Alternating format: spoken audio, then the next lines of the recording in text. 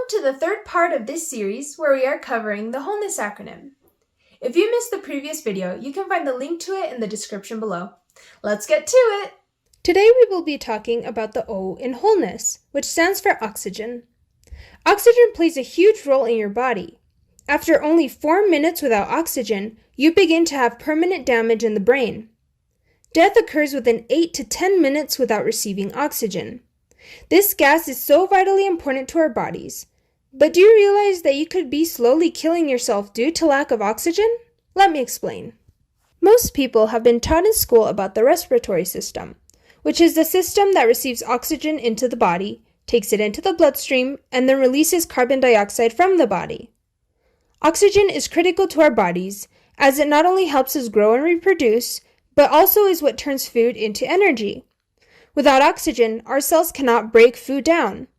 This is necessary as the food has to be turned into the energy every cell in our body needs to do its job.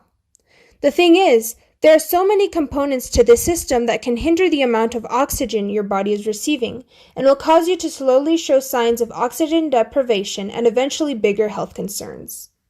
Let's take posture for example. When you sit slouched, you are compressing your lungs.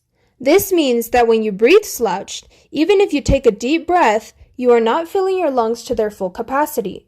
When you slouch so much that you get that small hunchback, you are constantly not receiving enough oxygen to supply your body's needs. This can lead to headaches, fatigue, and other signs of lack of oxygen.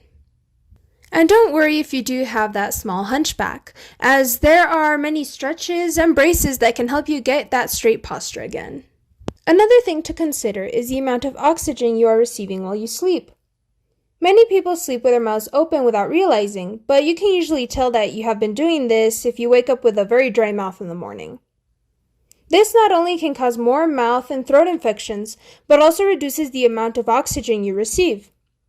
You may think that breathing through your mouth absorbs more oxygen, but in reality, you receive 10 to 20% more oxygen when you breathe through your nose. Many mouth breathers have trouble breathing in through their nose due to sinus infections or just because they are not used to breathing in through their nose. If it is due to a sinus problem, then it is best to treat that before forcing yourself to nose breathe. Otherwise, it is counterproductive. You can also buy those Breathe Right nose strips to put on at night, and you could also try using those sinus rinse bottles if you feel that you may have some congestion that could prevent you from breathing right. The more you practice it, the more you will get used to it. You may feel that you aren't getting enough oxygen, but you are. So if you catch yourself breathing through your mouth, stop yourself and start breathing through your nose. Something we should all take into consideration is the quality of the air we are breathing. This can be in our homes, but also our environments. If you are in the city, even if you go outside to get some fresh air, are you really getting that quote-unquote fresh air? With all the car exhaust and pollution, you cannot really get the benefits of good oxygen in your body and may actually get other health problems instead. If you have no choice but to be in the city, you can find a local park or plant more trees in your yard. This way, you can get cleaner air from that area. Ideally, you can live farther out from the city where your oxygen quality can be better. Frequently visiting forests, parks, and such will definitely help you get that quality oxygen. Lastly, I want to talk about iron. Iron is something that goes hand in hand with oxygen. You may have heard of iron anemia and its symptoms before.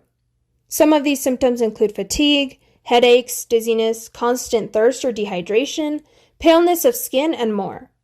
Why do these symptoms occur? Well, we have to look at how our body absorbs oxygen. Have you ever wondered why our blood cells are red? Well, that red substance is called hemoglobin. Hemoglobin is made up mostly of iron. Hemoglobin is what catches your oxygen and transports it all over the body to where it is needed. If you do not have enough iron, then your body will become scarce of red blood cells and there will not be enough to transport oxygen to where it is needed. And it can lead to those symptoms that we mentioned earlier and even death. This is why it is critical to receive enough iron through your food by eating legumes, nuts, and your green vegetables. Ideally, you should be getting it through your food, but there are also many good supplements out there that you can choose from. Just as we desperately need oxygen for our bodies, we desperately need God to be able to live our lives to the fullest. Otherwise, we will slowly be dying in sin. It is important to take measures to get enough oxygen, but it is even more important to be getting enough one-on-one time with our Savior. Let's make sure we get enough of both in our lives.